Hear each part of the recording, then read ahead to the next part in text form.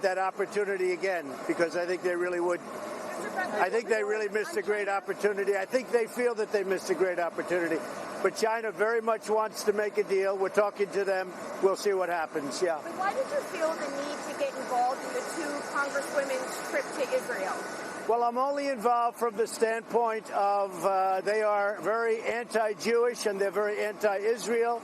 I think it's disgraceful, the things they've said. You have lists of, this isn't just a one-line mistake. What they've said about Israel and Jewish people is a horrible thing, and they've become the face of the Democrat Party.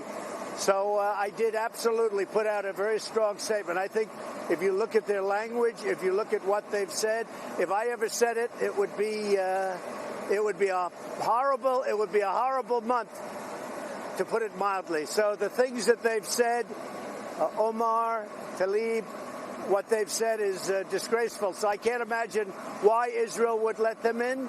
But if they want to let them in, they can. But I can't imagine why they would do it. Are you worried that a prolonged trade war with China will pitch the economy into a recession? No, I think the longer the trade war goes on, the weaker China gets and the stronger we get. We're taking in massive amounts of money, billions and billions of dollars, Steve, as you know. And I think the longer it goes, the stronger we get. I have a feeling it's going to go fairly short. I think it's going to be China's lost millions of jobs. You saw that reported today. Thousands of companies are closing in China.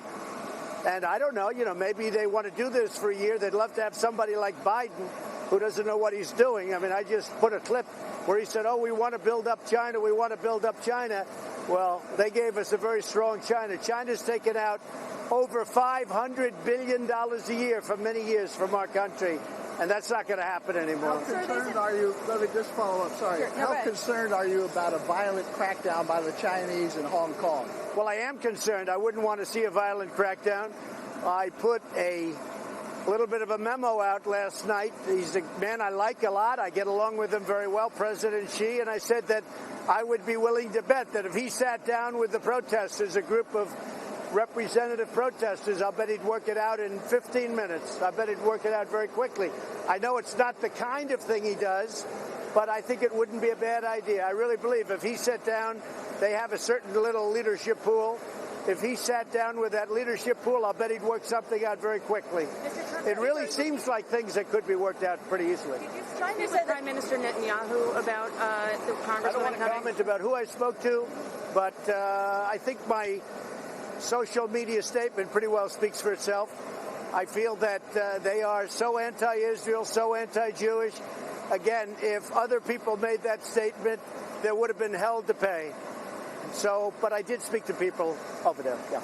Sir, China has said that they want to retaliate, that they're going to retaliate because of the tariffs increase that you announced. What's your response to that? Well, if they did retaliate, which I don't think they will do because we're talking to them and they're offering things that are very good, I don't think they'll retaliate. But if they did, we have the ultimate form of retaliation. I think they'd have very few jobs left in China because we'd be able to step it up. Just so you understand, I've been very mild about it. Very, very mild. There's a long way I can go. And somebody had to take on what was happening with China. We can't allow China to take out of our country $507 billion every year, not including intellectual property theft and so many other things. So we're having very good talks with China. I think things will happen, but we'll see. If they do retaliate, will you want your team to meet with them in September as planned or no? Well, that's true. Look, September, the meeting is still on as I understand it. But I think more importantly than September, we're talking by phone and we're having very productive talks. They would like to do something. I will tell you that. And the talk we had a few days ago with my two representatives, nobody knew what was on that talk except for myself, China, and those two people. That was a very good conversation. You want Jay Powell to cut interest rates some more? Jay Powell should be cutting rates because every country all over the world is cutting, and we want to stay sort of even. And I don't mind if we're higher, we're better, we're a better credit, but we're way too high. Jay Powell's made a big mistake. He raised them too fast, and he also quantitative tightened. He did quantitative tightening. That was a big mistake, $50 billion a month, and it put us in a position And interestingly, even with normalized interest rates, President Obama was paying nothing, and we have a much better economy. And you have to look at our economy also from the day after my election, because we picked up tremendous steam the day after the election. That's not attributable to President Obama. They only did that because of us. So when somebody says from January 20th, it's not from January 20th. It's from November 9th, the day after the election. We picked up. The fact that I won lifted our economy greatly. And if I didn't win, it would go down. And frankly, if for some reason that happened in the 2020 election, you'll see this economy go down the tubes. I will tell you that right now. Mr. President, do you have any idea on when China's going to follow through on their ag purchases and crack down on fentanyl? They want to follow through very quickly. This was part of the conversation that we had. They had a special representative actually come over and talk to us, a different group, and a message to me, a very strong message to me. They want to start doing that very quickly. I'll be honest, I'm not there yet. It's not China. I'm not there yet. We'll see what happens. I really would like to see China in a humane way solve the problem in Hong Kong. Humanely solve the problem in Hong Kong. And I think they could do it very quickly. You know, I said yesterday, I really have a lot of confidence in President Xi. I know that if he sat down with their representatives, I have no doubt he would solve that problem quickly. In your conversations with people connected to Israel, did you encourage them to reject the conversation? No, I don't encourage or discourage. I think that if Israel allowed them to come in for the normal reasons, other than those reasons, I really believe that it would be a terrible thing for Israel. I think it would show a terrible sign. They want to do boycotts. They said horrible things about Jewish people. They said horrible things about Israel and Israelis. I think it would be a terrible thing, frankly, for Israel to let these two people who speak so badly about Israel come in. And they have become, amazingly, the face of the Democrats. The Democrats don't want to do anything to condemn them. If this were 10 years ago, or if this were maybe a different time or different people or whatever, they would be condemned for the things they've said. They've said some of the worst things I've ever heard said about Israel. So how can Israel say, oh, welcome? I don't think it would be a good thing for Israel. Mr. President, do you think that Steve King needs to resign? I don't know the situation with Steve King. It looked like I read a statement that supposedly he made. I haven't been briefed on it, but certainly it wasn't a very good statement. So you're going to go to the G7 pretty soon, and I think you're going to meet with Boris Johnson. Are you going to have some sort of declaration about the intent to seal a trade deal with him, with the Britons? So we're dealing with the UK on trade and a trade deal, and we're going to have a great deal made. I've been dealing with Boris Johnson. I just spoke to him yesterday. I'll speak to him again. He and I are very much aligned. We feel very good about each other. I think we'll make a fantastic and big trade deal with the UK. Actually, we should do much more business than we're doing with the UK. You know, it's they're probably, I don't want to say our closest because I don't want to insult other people, but certainly, or countries, but certainly they're one of our closest allies anywhere in the world. And we're going to have a fantastic relationship with UK, and we're going to have a great trade deal with UK, and that's moving along rapidly. Any other goals for the G7, sir? I think just relationship. We'll see what happens. We have a lot of things to discuss. A lot of things to discuss. Is Corey going to announce tonight? I don't know. Corey Lewandowski, I think, would be terrific if he ran, but I don't know that he's going to run. I spoke to him about it a week ago. Frankly, I think it's something he'd like to do, but I don't know that he's going to do it. I think he'd be very good. He loves New Hampshire. He loves our country. If he did it, I think it'd be very formidable. What executive action do you take on guns? We're going to look at that very closely, and we're looking at the whole gun situation.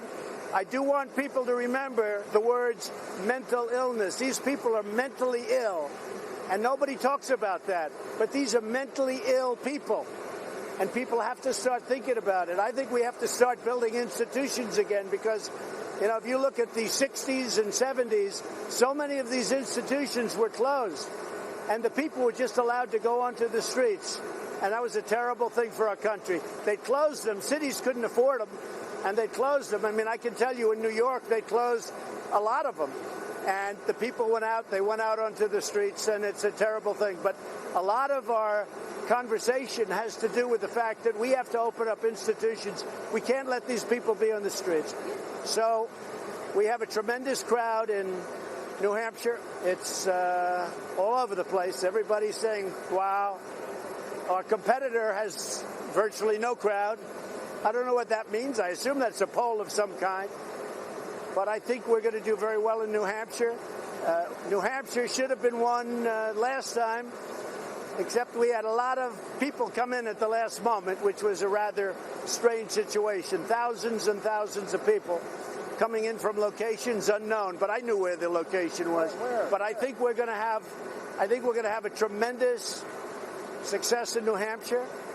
These are great people, and the relationship is very good. We're looking at it. I feel very badly. I think he was very harshly sentenced, but we're looking at it very strongly. People feel very strongly about that. I floated it, and I wanted to see where the Democrats stood, where the Republicans stood. People feel very strongly about Rod Blagojevich and his sentence. He's been in there for 7.5 years. That's a long time. And what he did was terrible, but it's a long time. It's a long time. Are you pushing Mitch McConnell on background checks? I've been dealing with Mitch McConnell. He's a man who we have had tremendous success with judges and judicial appointments. We're going to be up to 179 federal judges within the next 2 months. Nobody would have believed that's possible. And that was because President Obama was unable to get them completed. So I inherited about 138 empty seats. Nobody can believe it. And we will have them almost all filled with tremendous judges and tremendously talented, smart people.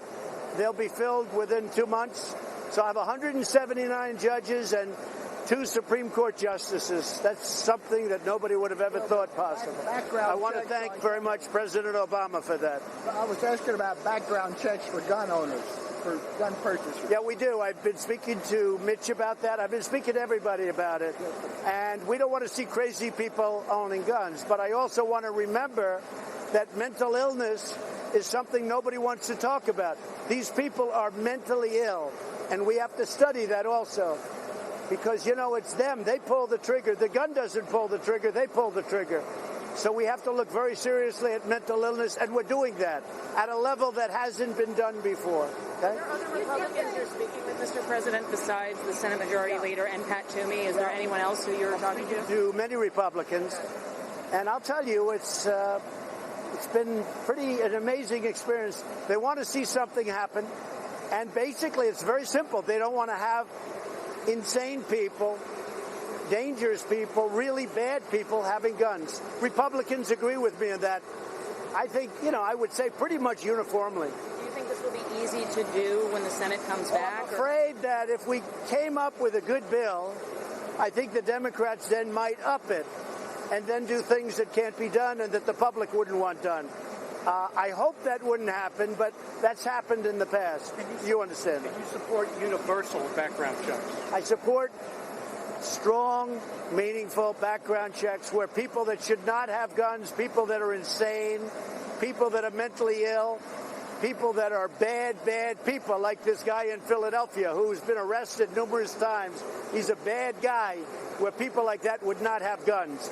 And frankly, people like that should be locked up. He shouldn't have even been on the streets. Thank you. Thank you very much. Did you talk to Xi directly? Was that who you talked to in China? I will speak to him. We have a call scheduled soon, President Xi. We'll be speaking to him very soon. I really believe he can work it out. I know him well. If he wants to, he can work that out in a very humane fashion. He can work something that everybody's happy. Thank you. I want to meet him.